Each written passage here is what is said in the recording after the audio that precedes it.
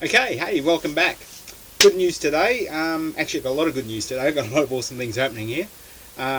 Hopefully the sound's going to be okay. Still waiting on the new microphone, so I do apologise for how crappy it does sound.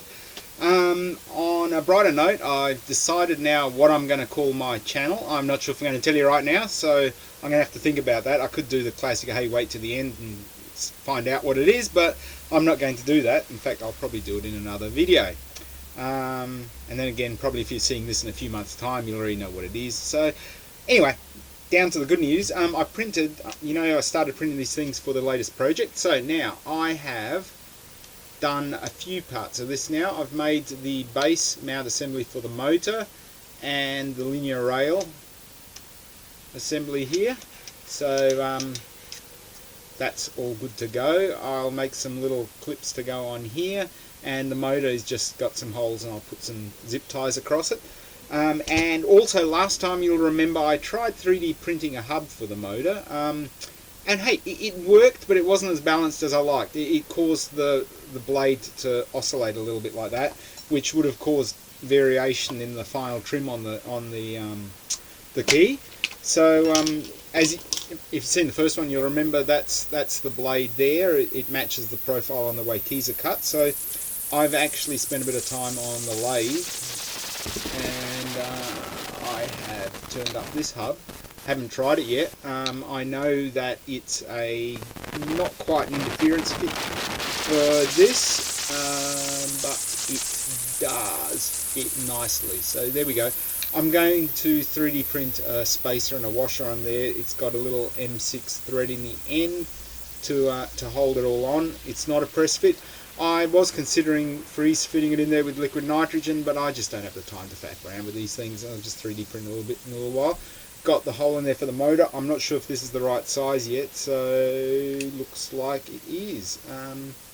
Although, yeah, see, this is probably an Imperial, so 3.5 may not have done the trick on this. We'll have to think about what we have to do to get that to fit a bit better. But see, that's got a little bit of play in there that I'm not happy with.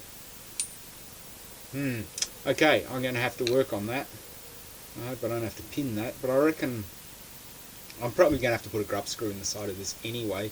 It's going to make it slightly off center. Coke can shim, I reckon. Coke can shim, they're about 0.1 millimeters. Two of those might do the trick, and I'll just jam it on. So there you go, 3D print a bit for that. This bit will go on to here. So there's the cutter. Should just clear, yeah, should just clear the base. If it doesn't, I can put a spacer under it. Still thinking about exactly where the cutting key has to go, but yep. So we'll make the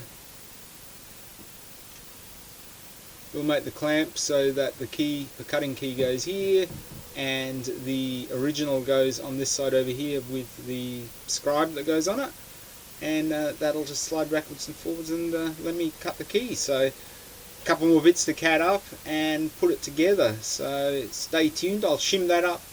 Probably won't need to put a grub screw on it if I can jam it in with the shim, and I'll see how well that balances. I can always try and actively balance it. Yeah, actually it might be a fun thing to do. I'll show you with the marker pen where to mark it so you know if it's out of balance. And I will have to make up a little bit for the scribe, probably screw that onto the side here, and the bit that holds the key, so that's the next part. I think we've done quite a bit on that. I'm actually really happy with that. Let me know if you've got any comments or questions. I'm happy to respond to those. We'll see how it goes. Thanks for watching.